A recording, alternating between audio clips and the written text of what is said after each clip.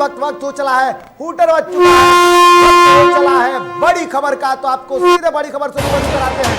उत्तराखंड में कांग्रेस को बड़ा झटका लगा है। तो इस वक्त की बड़ी खबर, उत्तराखंड में कांग्रेस को बड़ा झटका लगा है। लाल कुआं सीट से हरीश रावत चुनाव हार चुके हैं। तो लगातार हरीश रावत बड़े अंतर से पीछे चल रहे थे और उत्तराखंड में 41 पर बीजेपी आगे चल रही है। यानी कि उत्तराखंड में बीजेपी भी लगातार आगे बढ़ती हुई दिख रही है। 25 सीटों पर कांग्रेस बनाए हुए है बढ़त। तो कांग्रेस को एक बार फिर से उत्तराखंड में झटका लगता हुआ दिख रहा है। और इससे पहले उत्तराखंड के पूर्व मुख्यमंत्री रहे हरीश रावत को हार मिली है।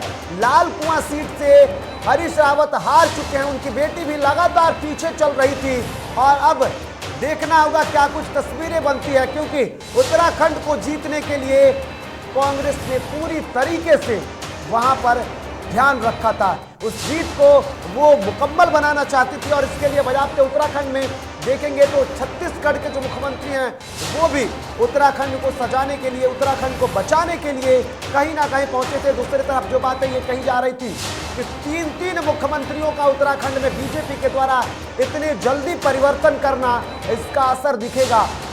सरकार जो रहेगी वो अस्थायी नहीं रही और इसको लेकर के कई बार बातें कही जा रही थी।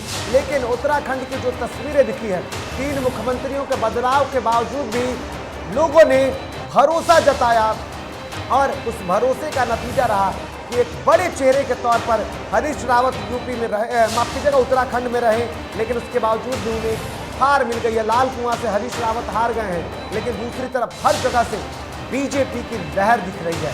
बीजेपी में प्रधानमंत्री मोदी की लहर कहें या यूपी में योगी आदित्यनाथ की लहर कहें, लेकिन लहर एक बार फिर से दिखा है।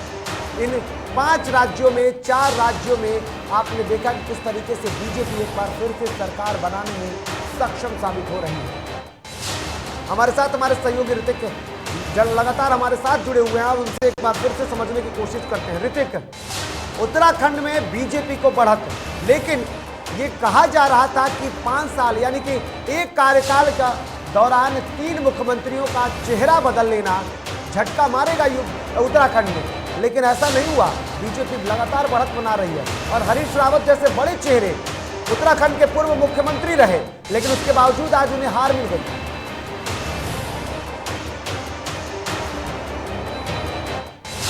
प्रजातंत्र में हमेशा ही हम कहते हैं कि जनता मालिक होती है। मुख्यमंत्री ऐसी, ये कोई बड़ी बात नहीं है कि मुख्यमंत्री रहते हुए भी अगर कोई इंसान अगर चुनाव लड़ता है तो वो हार का स्वाद ना चखे। हरीश रावत के साथ भी ऐसा हुआ है। कांग्रेस के उम्मीदवार रहे, लेकिन जिस पार्टी के वो उम्मीदवार रहे थे उस पार्टी की जो विचारधारा है इन दिनों देश के अन्य राज्यों में शायद जनता तक, दिल तक नहीं पहुंच पा रही है। जो विचार